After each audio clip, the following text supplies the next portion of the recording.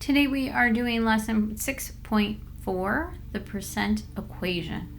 I can statements. I can use the percent equation to find parts, wholes, and percents, and I can solve real life problems. So in lesson 6.3, we looked at how to solve percent problems missing a whole number, a part of a number, or a percent, and setting up a proportion to solve them. Today we're going to be looking at the exact same type of questions, but we are going to be writing equations for how to solve them. And then when you get to your quiz in your test, you can decide which strategy you like to get better. But for today, we're just going to focus on doing percent equations. So for percent equations, just like percent proportions, we look for keywords to help us set up our equation. When we see the word what, we're going to use a variable. So I'm just going to write an X here. Okay. When you see is, you're going to use an equal sign. When you see of, you're going to use multiplication.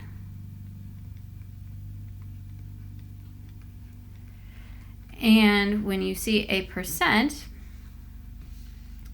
we're going to use the decimal form. That's the biggest difference between percent equations and percent proportions. In the percent proportion, we really wrote that percent as a fraction over 100. When we write in the equation form, we need to change it into a decimal before we write our equation. All right, so let's go ahead and do some practice with our percent equations. So we're going to write the equation and then we're going to solve the equation. You can use a calculator to help you with the solving part, but you have to write down all of your steps. Okay, so let's go ahead and take a look at this first one here. What is our variable? Is our equals. 15% we need to write as a decimal. Remember, we move that decimal 2 places over to the left. That's going to give us 15/100ths times, and then we've got 350. So we're going to just write it out exactly the same way it's worded here. X equals 15/100ths times 350. Now, if you have numbers on the side of the variable, then you need to do order of operations backwards to get it by itself. But for this particular one, we already have X by itself. So that means we just need to multiply. So we're going to go ahead and multiply 15/100ths times 350. And we are going to get 52 and a half for our X. Always a good idea to at least think about if that makes sense. 350 is our whole. We only want 15%. That's about a little more than 10%. 10% would be 35. So 52 and a half does make sense here. All right, let's look at the next one. 18 is, that's our equals, 20% as a decimal. Of means times what number? What is our X? Okay, so now we're going to write out our equation. So 18 equals 20/100ths or 2/10ths times X. All right, now we cancel out our multiplication with division.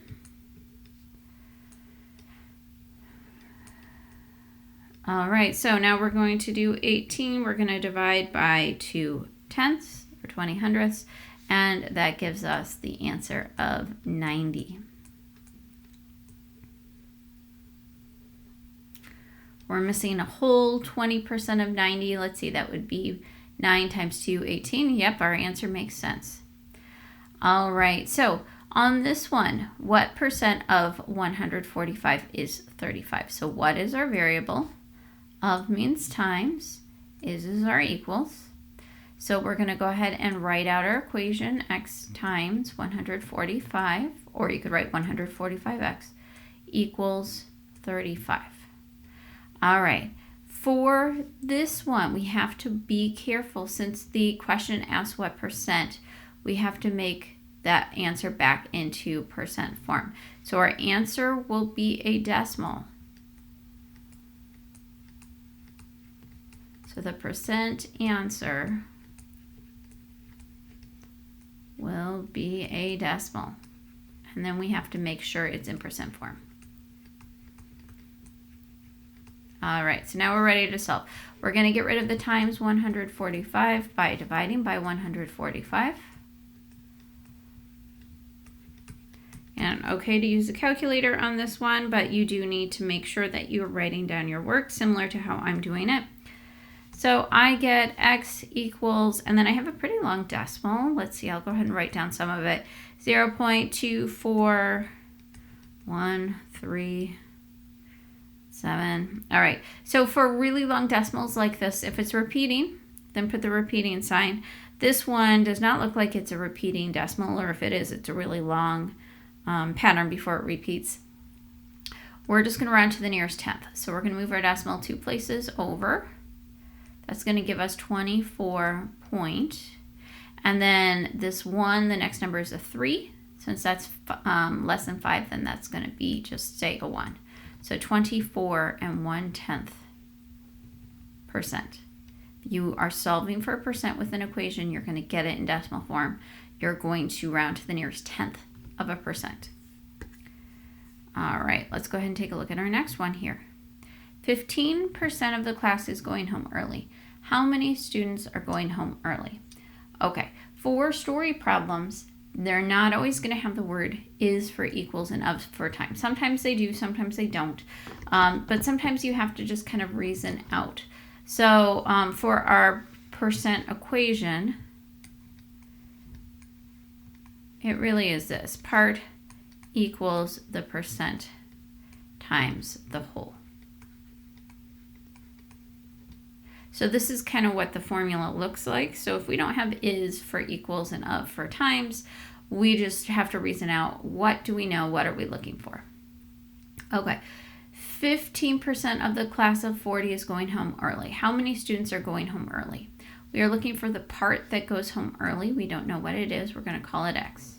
We do know the percent. It's 15%. We're going to write it as a decimal. We do know the whole amount. It's 40. That's how many kids are in the whole class. We already have X by itself, the way we set up our equation, so we just need to multiply. We're going to do 15/100 times 40, and we're going to get 6. Story problems do need a label, so we need to label that one. It's going to be students.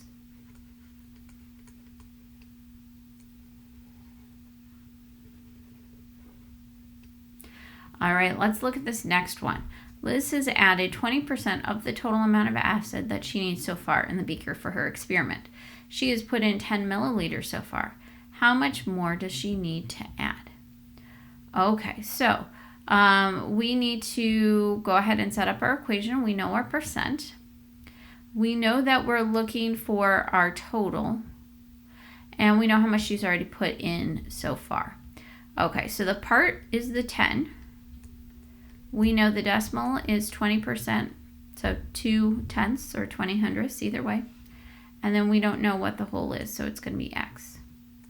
So now we're going to go ahead and divide by 2/10. Okay, so when I do 10 divided by 2/10, I get 50. 50 is how many milliliters she needs total. However, this one says how much more does she need to add. So to figure that out, we actually have to subtract. This one's tricky because it's got an extra step. So she put in 10 out of the 50. She needs to add 40 more milliliters.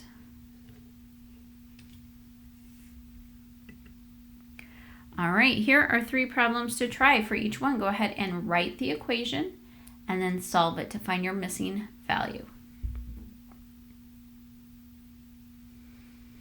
Okay, let's go ahead and check our answers. So what is our variable? Is equals.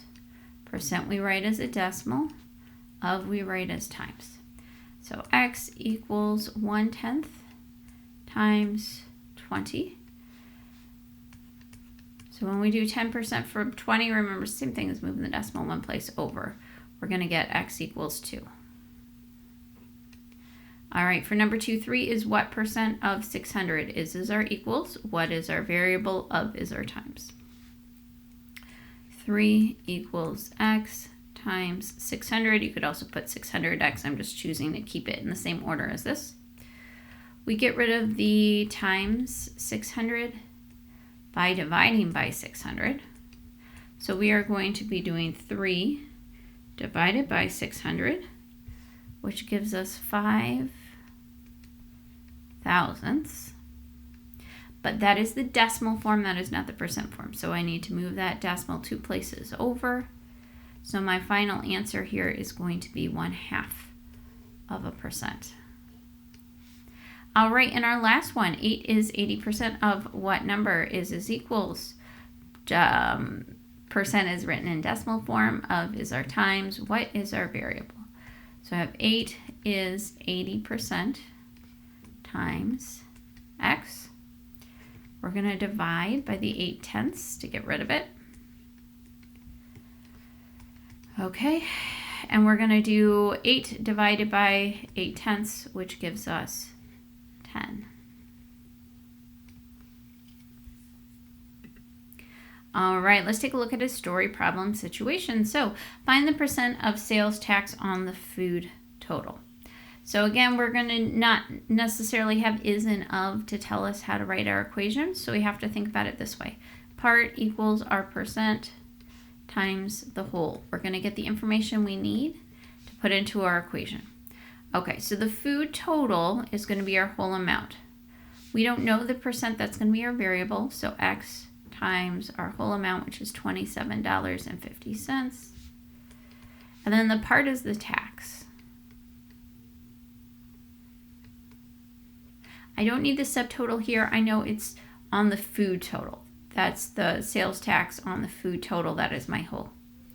All right, to get rid of that to get rid of the number by the x, we use division to cancel out multiplication. And you can use a calculator to help you, but you do need to make sure that you're writing down all of your work, just like I'm writing down mine. So when we divide here, we get 6 hundredths, which is 6%. Percent is our label. Story problems always need a label, but if we're looking for a percent, that is the label on our answer. All right, for B, it says find the amount of a 16% tip on the food total. So now we know the percent, we still know the total, but we're looking for the part. So it's going to be x equals our 16% as a decimal times our food total, which is $27.50.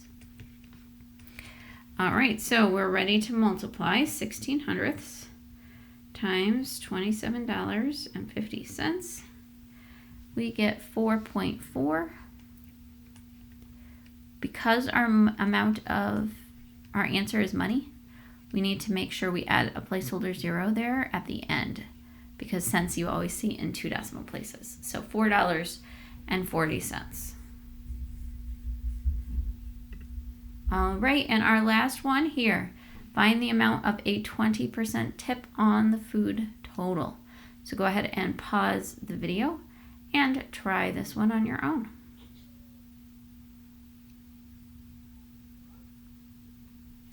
Okay, let's check our answers. So our food total has not changed. It's still going to be our $27.50. It's just this time we're giving a better tip. We're doing 20% of that. Okay, so we are multiplying 20 hundredths times $27.50. And when we do that, we get $5.50. Again, when you put this in your calculator, you get 5.5, but you need that extra placeholder 0 on the end because it is dollars and cents.